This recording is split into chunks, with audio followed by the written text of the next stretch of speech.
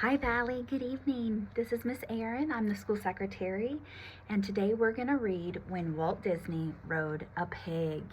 This book was written by Mark Weekland and it was illustrated by Pablo Pino. Now close your eyes, and I hope you have a wonderful night's sleep. When Walt Disney Rode a Pig.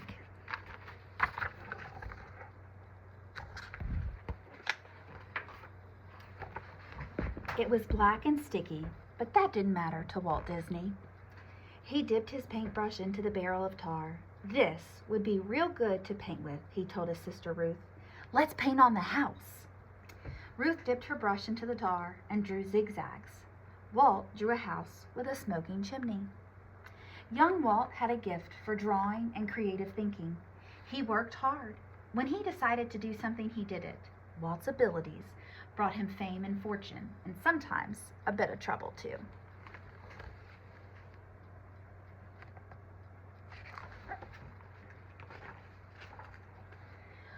Walter Elias Disney created a company loved by millions of people around the world. But his beginnings were humble. He was born on December 5th, 1901 in Chicago, Illinois.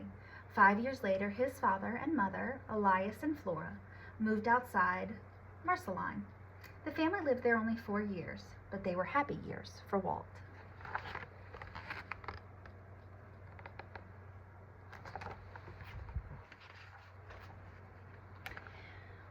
While Walt's mother did farm chores, Walt and his sister tagged along. In time, Walt got pretty good at herding the pigs.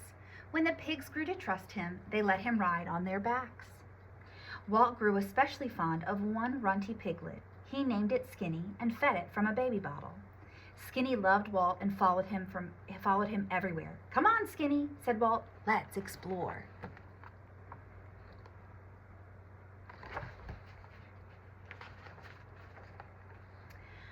Walt was 7 years old when he finally started school. He was interested in many things other than schoolwork. Because of that fact, his grades were never better than average. One place Walt loved was the town's new movie house. "Let's go, Ruth, please," he pleaded. Usually Ruth said no, but one day she gave in. In the darkness of the theater, the two watched a movie based on the Bible. To Walt, it was magic.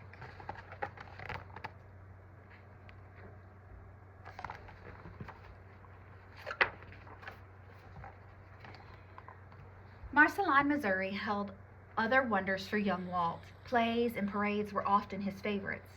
One day he saw Peter Pan at the Opera House. Walt was captivated. When Buffalo Bill's Wild West show came to town, the show paraded down Main Street.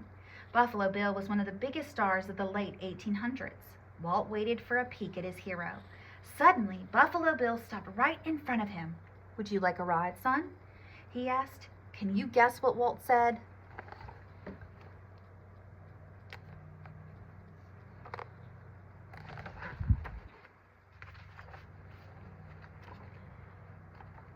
Walt's Aunt Margaret encouraged Walt to draw. She gifted him with crayons and pads of paper. Armed with supplies, Walt drew animals and flowers. He also drew townspeople. One of his subjects was old Doc Sherwood. The retired doctor offered Walt a commission. "I'd like you to draw a portrait of me and my horse Rupert," said Doc. Walt was happy to do it. For his work, he was paid 1/4.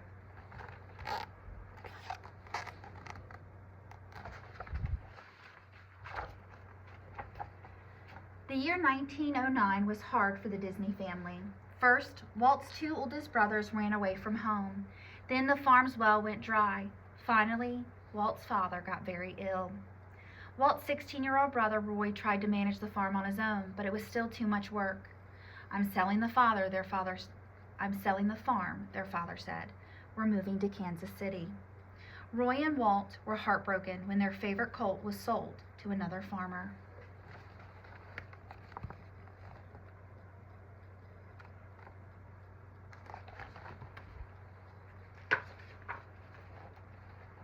In Kansas City, Missouri, Walt's father got a job delivering newspapers. Walt and Roy helped. Walt picked up his papers long before sunrise. When his deliveries were done, he went to school. After school, he delivered more papers. The papers were heavy. Walt wasn't allowed to use his bike, so he carried a bag or pushed a cart. He walked in all kinds of weather. In 6 years, he missed only 4 weeks of work.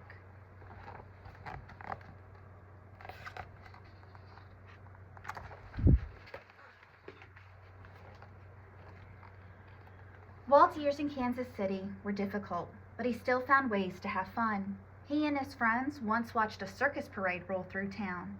Afterwards, they decorated old wagons and made their own parade. Another time, Walt made his sister smile when she got very sick. "Look, Ruth," he said. He showed her a small book of his drawings. Ruth flipped through the pages. The figures looked like they were moving. 9-year-old Walt had created his first animation.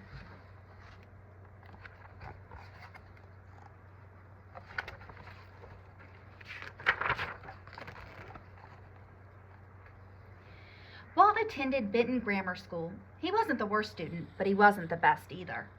His teacher caught him carving his name in his desk, not once, but twice. And he got into trouble for not following directions. One day, his 4th grade teacher asked the class to draw the flowers on her desk. Walt drew the flowers with faces. Instead of leaves, he drew arms and hands.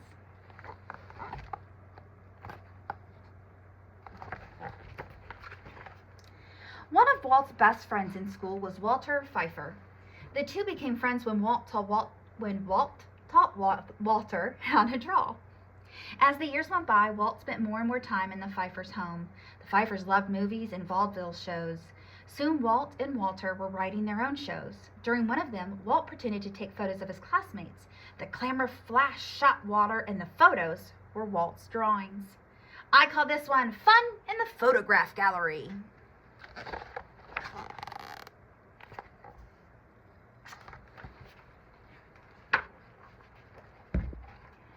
Walt wasn't sure what he wanted to be when he grew up, but then a piece of ice helped him decide. One day, while delivering papers, Walt kicked a large piece of ice. A nail, frozen in the ice, plunged into his big toe. "Help! I'm stuck!" Walt cried. 20 minutes later, someone finally freed him. Walt saw a doctor and the nail pulled out. It took Walt weeks to recover. During this time, he thought about his future. By the time he was healed, he had made up his mind. I'm going to be a cartoonist.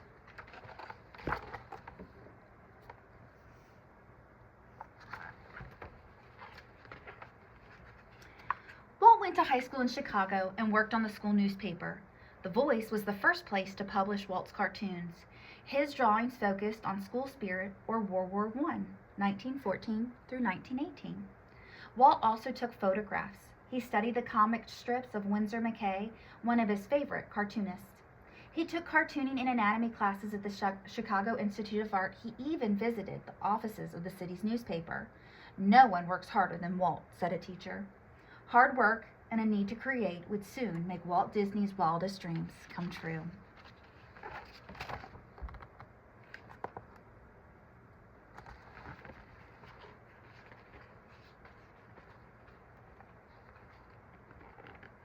This is the afterword.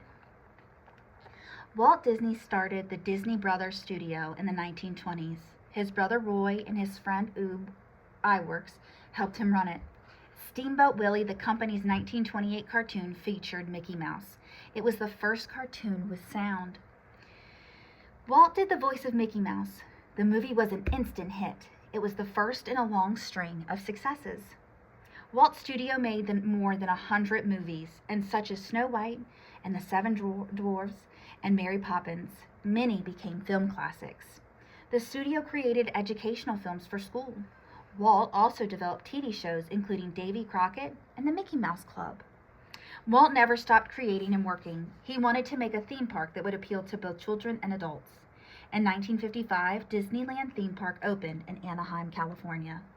Next, Walt planned a giant park in Florida.